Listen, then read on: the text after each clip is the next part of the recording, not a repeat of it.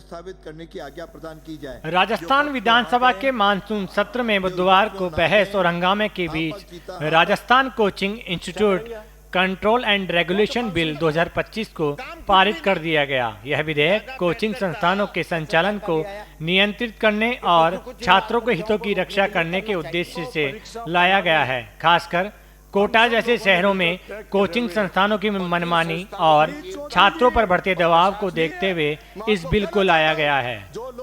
इस विधेयक में कई सख्त प्रावधान शामिल किए गए हैं, जिसमें रजिस्ट्रेशन की अनिवार्यता, फीस वापसी, जुर्माना और संपत्ति जब्ती जैसे कदम शामिल हैं। इसके अलावा कोचिंग संस्थानों की निगरानी के लिए एक प्राधिकरण और जिला स्तर पर समिति का गठन भी किया गया है।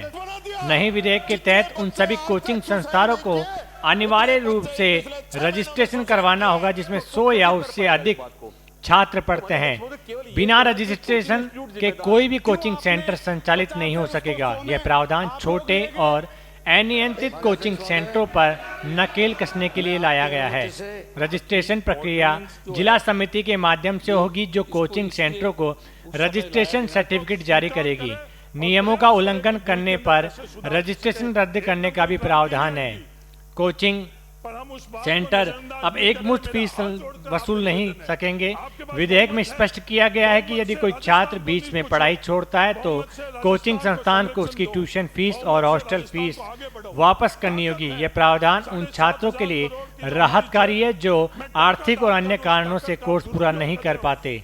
मनमानी फीस वसूली पर कोचिंग का रजिस्ट्रेशन रद्द करने और संपत्ति कुर्क करने की कार्रवाई भी की जा सकती है। विधेयक में नियमों के उल्लंघन के लिए सख्त दंड का प्रावधान किया गया है। पहली बार नियम तोड़ने पर कोचिंग सेंटर पर 50,000 रुपये का जुर्माना लगाया गया। दूसरी बार उल्लंघन करने पर यह राशि बढ़ाकर 2 लाख रुपए हो जाएगी। यदि कोचिंग सेंटर बार-बार नियम तोड़ता है तो तीसरी बार में 5 लाख रुपए तक का जुर्माना लगाया जा सकता है। इसके बाद भी नियमों का पालन न करने पर कोचिंग का रजिस्ट्रेशन रद्द कर दिया जाएगा। यदि जुर्माना राशि का भुगतान नहीं किया जाता तो कोचिंग सेंटर की संपत्ति जब्त कर जुर्माना वसूला जाएगा। यह विधेयक भी इसी दिशा में एक कदम है। आदरणीय प्रधानमंत्री नरेंद्र मोदी जी के नेतृत्व में भारत को 2047 तक विकसित राष्ट्र बनाने के संकल्प को पूरा करने के लिए महत्वपूर्ण ये भूमिका निभाएगा। लेकिन ये शिक्षा तनाव मुक्त और गुणवत्तापूर्ण होनी चाहिए। हमारे युवा यदि मानसिक रूप से स्वस्थ और प्रसन्न नहीं होंगे तो वे राष्ट्र निर्माण में अपना योगदान कैसे दे पाएंगे। इसलिए यह विधेयक केवल नियंत्रण का नहीं बल्कि सशक्तिकरण के साथ साथ व्यक्ति निर्माण का भी है। माननीय अध्यक्ष महोदय, हमारे यशस्वी मुख्यमंत्री श्री भजनलाल शर्मा जी ने उनके इस सरकार के नेतृत्व में हमारी सरकार ने शिक्षा को सर्वोच्च प्राथमिकता दी है।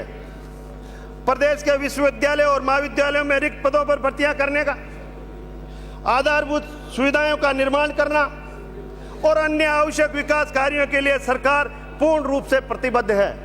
देश दुनिया की ताजा खबरें और वीडियोस के लिए अभी डाउनलोड करें पत्रिका ऐप।